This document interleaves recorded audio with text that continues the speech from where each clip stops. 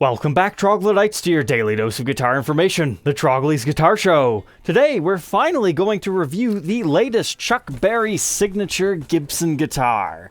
So, about a year ago, we reviewed his new signature ES-350T. A lot of people were like, well, why are they doing that? That's not the guitar he was known for, but it was like one of his first Gibsons. And they made very few of those, so they decided to give him another signature guitar approximately 2 years later. But this time, it comes with a hat! Move out of the way, bolo ties, there's a new cooler piece of case candy.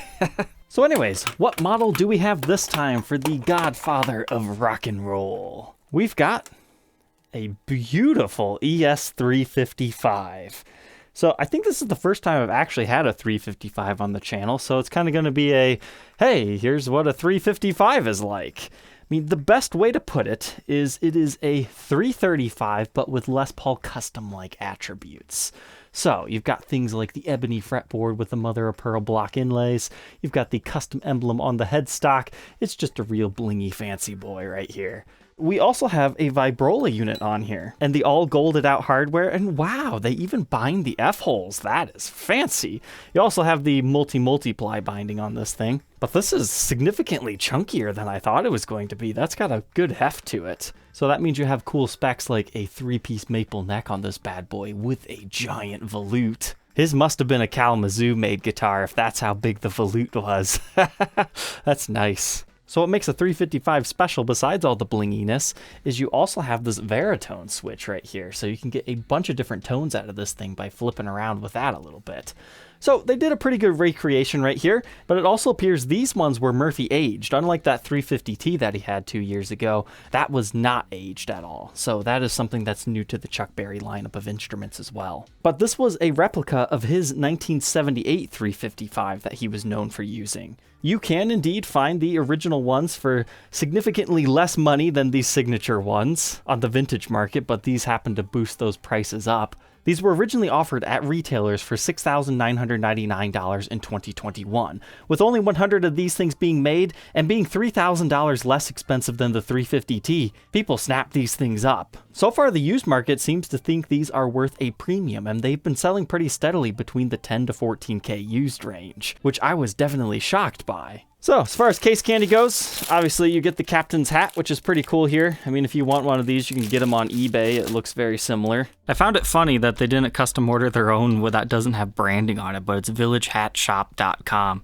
100% cotton. This is called the Yacht Cap, which if you look on their website, they're a whole whopping $22. So, nothing too fancy here, but it is great that they at least included it. But the fun doesn't stop there. We also get a little red baggie. But what is in here? It looks like some sort of a loop for your case.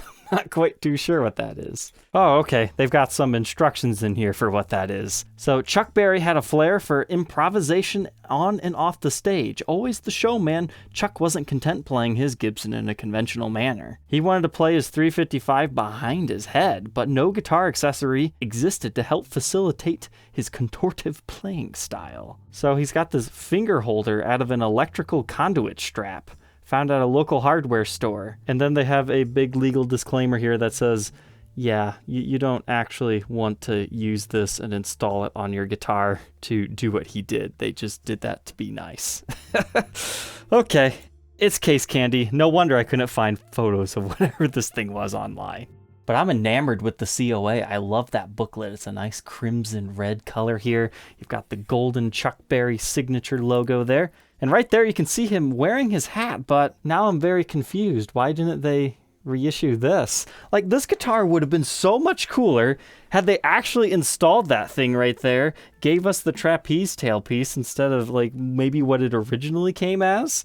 Now I'm a little bit upset. I didn't realize he had that installed on his guitar. Man, Gibson, you could have made this so much cooler. Like, this is beautiful and classy, right? I understand why they did this because it appeals to a more broad audience. But, you know, weird modified guitars like the Pretty Woman ES guitar, that thing's cool. I want to document it because it was weirdly modified. And then you get all your typical Gibson custom shop candy stuff here. Nothing too fancy in that aspect. But oh well, let's just appreciate what we have to document here today. Let's go ahead and throw it on the workbench to take a look at its individual parts and specs.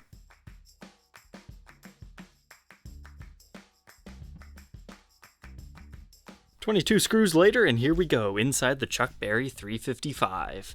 So, I'm a little bit confused by their pickup selection here. We've got 68 custom buckers in here that are aged. So here's my big question. Why? If this is supposed to be a 78 reissue, why don't they have their calibrated T-type pickups in here? Like, I'm sure these are fantastic pickups, right? But it would seem to make more sense to have the T-tops that these likely would have originally came with. But anyways, they just look like that on the outside. They didn't do too much wear to the gold. And as far as our cavities, we have a long neck tenon that we can see here. And then in our bridge pickup, we have something going on right there. I believe that has something to do with the veritone. And since they can't put that box anywhere else on this thing, because you might see it through the F-hole, they just hide it in that little area right there. But within the circuit, that bridge pickup reads 6.75 k ohms. Our neck position just a tad bit hotter, 6.79, and then your middle position 3.38. So the aged, I believe, refers to the coils, like they don't wind them as hot as normal. It's trying to replicate a pickup that's been aged a bit. Just for fun, does the veritone affect our readings at all? Yes, it does. It makes it unintelligible, so not too much fun here. Until we go to the 200 k ohm setting, and then honestly none of this really makes much sense to me. So now let's learn about the construction of this. So the bracing of the instrument is made of red spruce, and then they also have kerfing on the inside that we'll look at in a minute. But the bracing is what you see right here where the holes are. Essentially, the way they form these semi-hollow guitars is they form maple together. It's normally a maple poplar maple laminate together, 3 layers, and then they press it into the shapes of the back, top, and sides. And then that bracing kind of helps eat up the dead space so you don't accidentally crack your guitar. So you'll see that on the top, you'll also see it on the back, but then the 335 family is special because they have a maple center block. So that's the big difference between the 335 family and like a 330. The 330 doesn't have that center block, so that means you can't put like trem systems and whatnot on here because they need something to drill into. That's why those normally get Bigsby's that are down here. They normally have a little hump of wood, but again, we'll see that when we break out the endoscope here in a minute.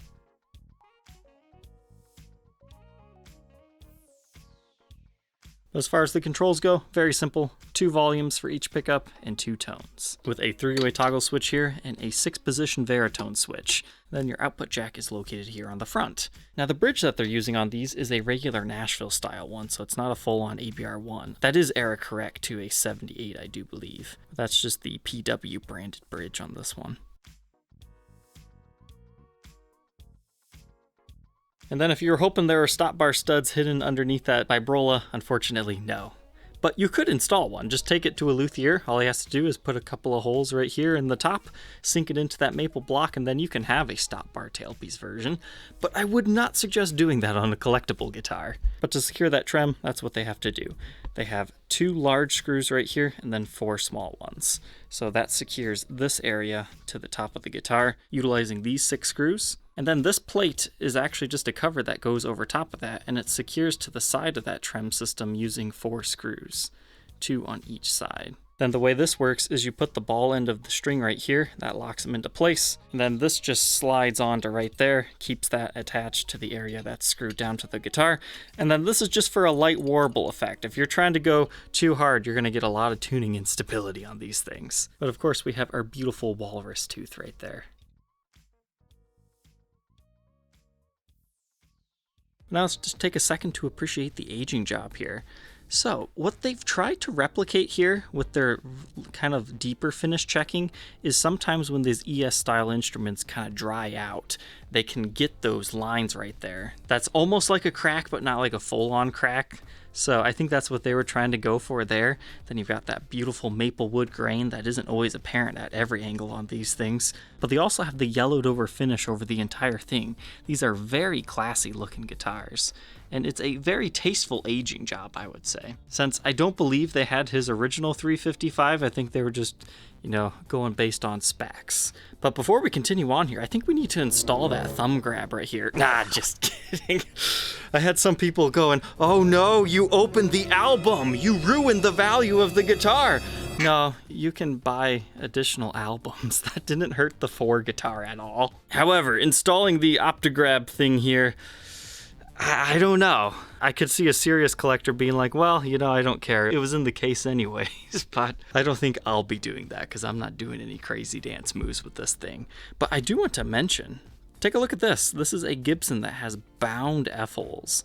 Gibson just does not do that on a lot of models, but being the top-of-the-line 335-esque styled instrument here within the 355, of course they would have to do it, and it actually looks like a pretty darn good job, too. I was also impressed with the pickguard. It appears they might have actually used real celluloid, so that means this might shrink and off-gas in the future. Most times manufacturers don't use the real deal stuff, simply because you don't have to worry about that. Now, I'm far from an expert of actually identifying that kind of stuff, but hey, if you are, let us know in the comments. Should we remove these pick guards if we're going to be storing these for a long period of time? But the way they secure those is they just kind of glue that block on there, and then that bracket goes through that block. And then unlike a Les Paul pick guard, it actually has a little ledge that it just rests against the top right there.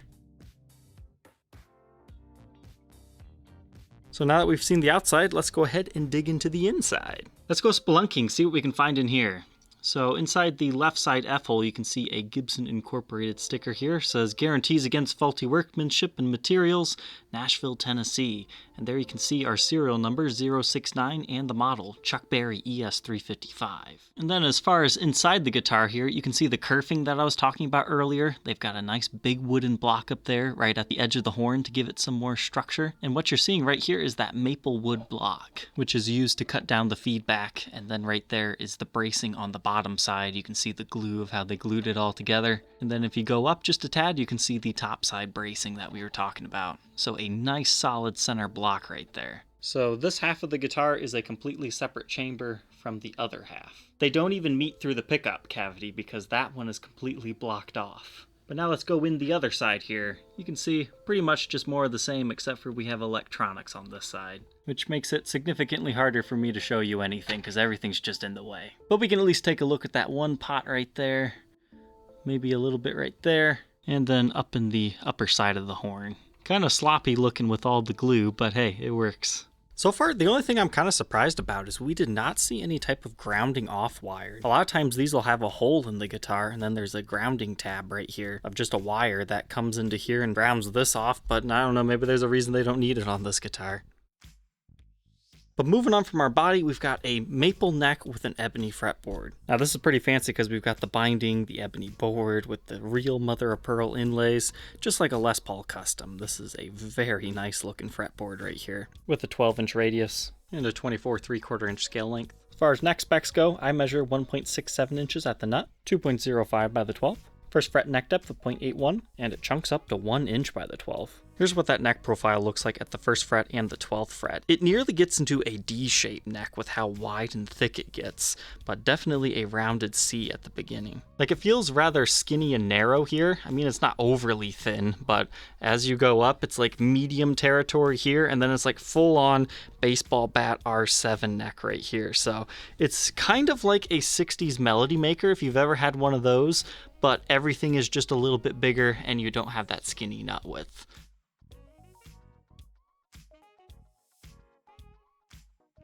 Moving on to the face of our headstock here, we get the beautiful old style Gibson logo here. That actually looks very close to the 70s one. Here, I'll side by side it with an original 1978. I think the first time we saw them get that logo really close was the Ness Deluxe, and this is a similar year to his, so that's nice that they're finally getting those logos right. In fact, I think this actually came out before the Ness, so maybe it wasn't the Ness one that was the special one. But anyways, we get the custom emblem here. We've got multiply bindings around here. This is what our truss rod looks like direct from the factory. sometimes they just look like that. They've got some threads sticking out the top. I don't fully understand it. Some guys say maybe they just left the rod too long. And sure, it has tons of life left, but eventually, if too many threads are sticking out, you're going to have to reset it. But I've seen it enough and have been reassured many times that it's okay. So, all right. But here's what our truss rod looks like. It says stereo. So you can find stereo and mono versions. So that means you could technically plug this thing into 2 amps if it was still stereo. However, we don't have any extra output jacks here, so despite it saying stereo, it's actually mono. That's likely just a throwback to his that was de-stereotized, I guess you could say. There is a pretty glaring flaw right here, though. These chips are underneath the truss rod cover, so you know those are not actually supposed to be there. But they probably figured, it's an aged guitar anyways, and that's going to get covered up. So we can knock them a few points on that. Before we continue on to the back of this, you might have noticed I have a new little covering over my workbench right here. A viewer of the show wanted to send me one of these because he does reupholstery for a living for like classic cars and things like that. So he thought he would try to do that in a guitar mat format. So you can check his YouTube channel out if you'd like, where he talks about how he makes these and how he was thinking of bringing them to market but was too scared they'd be too expensive for people to buy. So far, I like it. It's nice and padded. It has that very classic look to it. I thought I'd give him a little shout out because I thought that was a very nice gift, so thank you. But moving on to the back here, we can see all that beautiful maple wood grain, but being a 355 family guitar, we do not have any back plates here. So they fish all that stuff through the F-holes. It's kind of a tedious process. Like, I can't even imagine adding the baritone in with all that. Oh man, you can check out Saving Grandpa's Guitar episode over here where I took that challenge on at one point in time. Pretty much the only thing I want to focus on is the 3-ply binding. You don't find that too often in Gibson's lineup of electric guitars. You'll find that in like the archtop world quite often, so that's actually nice to know that we can now find that within the 355s. I suppose we can also take a quick look at the sides. They aged everything on this, but not too much to talk about here. Even the maple neck on this thing, they did a little bit of finish checking too, but unless it was in the spec sheets that told you it was maple, or you're a big Gibson guy and know that the 70s ones typically get maple, I don't think most people would even realize it because it's stained that dark cherry color. And I swear, if you look at it, it almost looks like there's like a Made in USA stamp and a serial number, but there's not. The only serial number is the one that we saw with the endoscope on the internals of the guitar. And it looks like we've got Grover tuners on this one, and we'll take a quick look at that giant hump of a volute on here.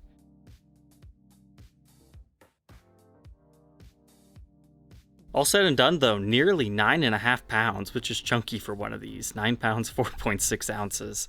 Let's go ahead, plug it in, and capture some of the tones that are possible out of this instrument.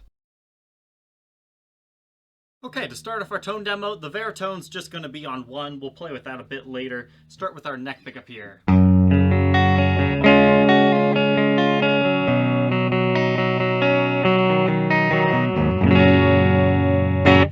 Really like that neck pickup, extra juicy.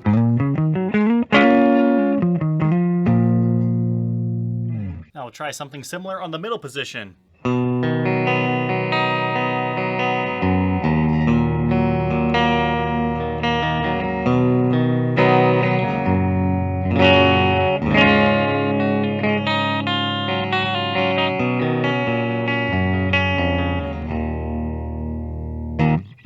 Man. Like, when I first picked this guitar up, it was naturally in that middle position, and I thought it was the neck. That's how different this thing sounds. I really like that. Because most middle positions, they're like a little bit more chimey than that, but there's so much bass in this neck pickup, it overpowers that neck in a good way, I think. So it's like you've got 2 different neck positions on this thing, from this to this.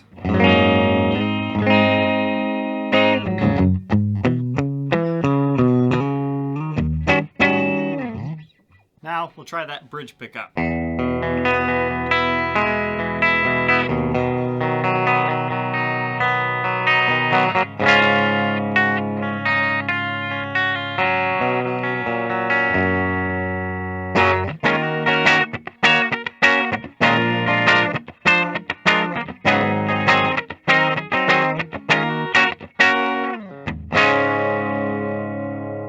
Gotta say, I like the bridge pickup as well. It's not quite as biting as some pickups, but it's got just enough to it.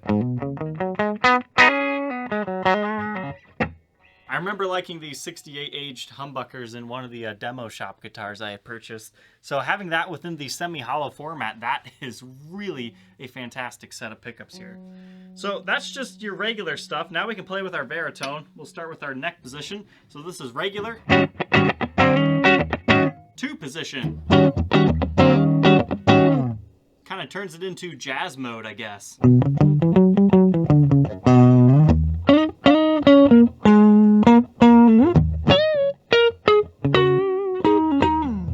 we'll try number 3. Compared to 1 and 2. Adds like some more mids to the mix, so it's not quite as muddy as version 2.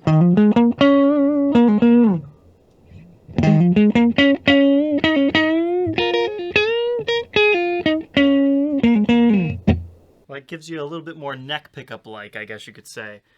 So let's see, what does version 4 do? This is the first time I've messed around with a baritone like this, so it's like the previous one, but it like takes off the tone just a little bit more, brightens it up. Like it's a very, very compressed sound. That's how I would describe it. Like more compressed than the one before.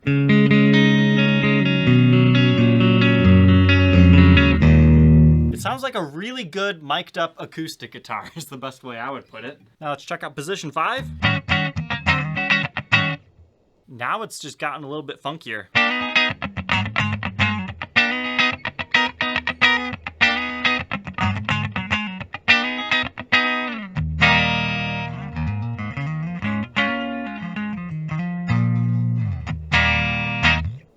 I kind of like that, but I think I like the position before that better. So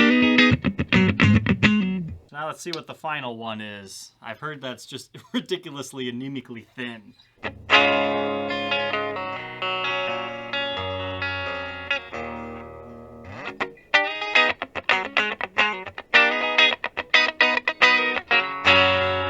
You know the songs that break away to like a radio-esque sounding thing? That's what that reminds me of. Can't say I would ever personally use that position, but I think that position gives baritones a bad name because there are some really great sounds out of here. And of course you can do that for all the other positions. I'll just go through it real quick.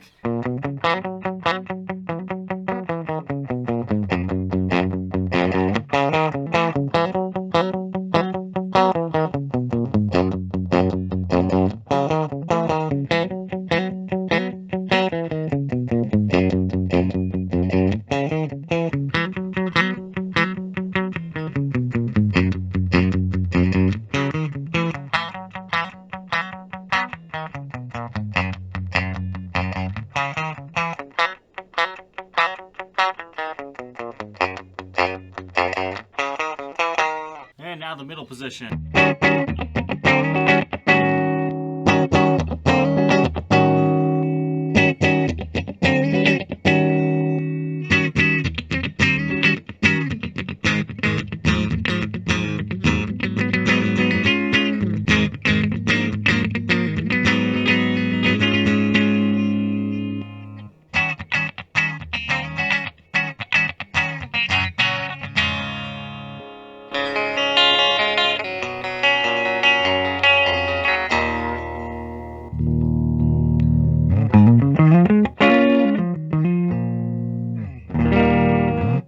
Yeah, I don't even have to play this thing distorted. We're just going to skip that this episode. This thing is such a fantastic clean sound. Between just the regular neck and middle positions and adding in that 3 and 4 position on the baritone, it's just a lot of fun.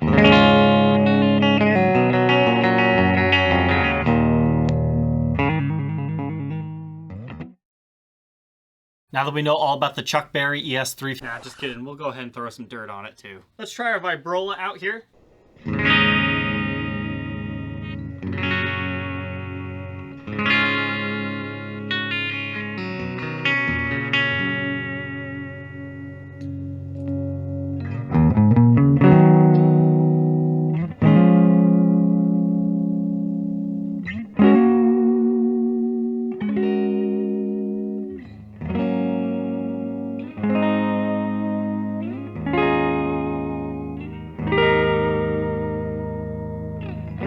So if you're doing it like that, after you get it set up, you have the nut lubed, you have your bridge lubed, and you're all good to go, you can definitely use it as like an expressive thing. But as soon as you start to do this,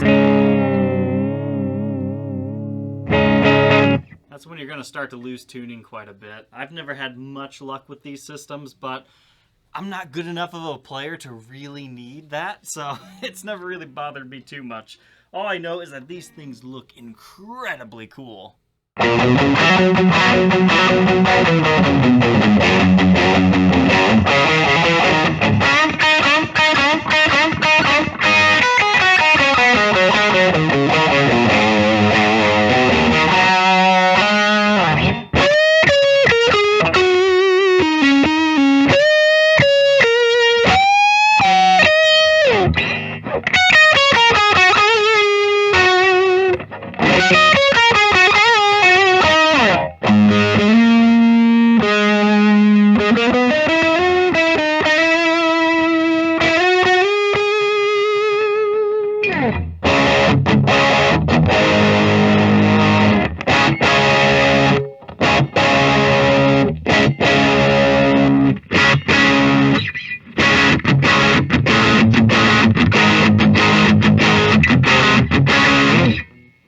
That one might have some use.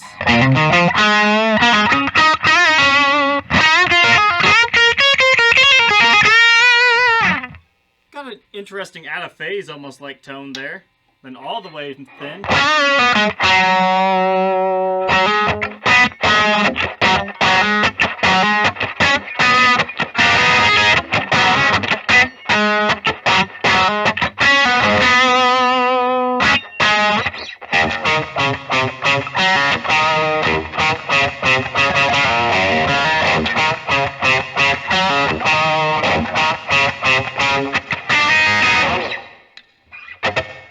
So I guess the all the way thin sound can give you some interesting tones as well.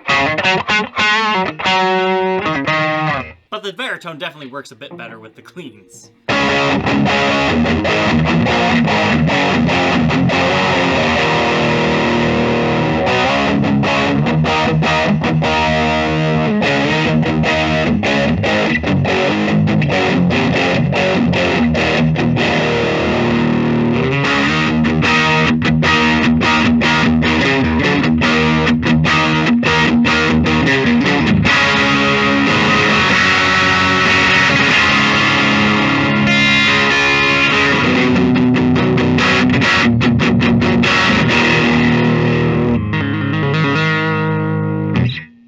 Kind of gives you those Steppenwolves vibe.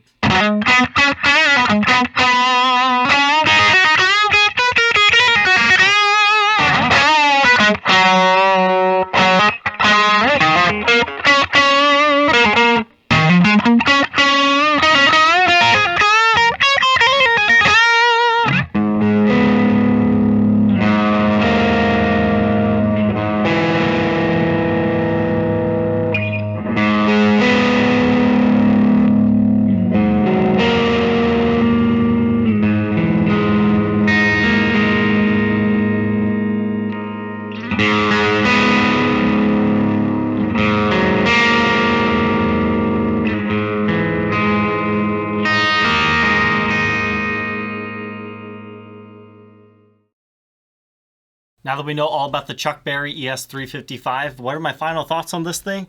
I have a newfound respect for this thing. This is not like any 335 I've ever had. I don't know if it comes down to the Veritone switch or if it's just the neck profile. This is so comfy for me. I like bigger, chunkier necks. I'm not much of a shred solo-y guy, so maybe somebody who likes to do that won't like how the neck gets pretty big and chunky up here, but this is just absolutely perfect for what I like to play. I can see why people are paying premiums for these things because they're just that cool. If anything, I really regret now not buying that original 1978 that was like in perfect condition that looked almost exactly like this, because I had a great time with this signature guitar. So yes, I would highly suggest these things.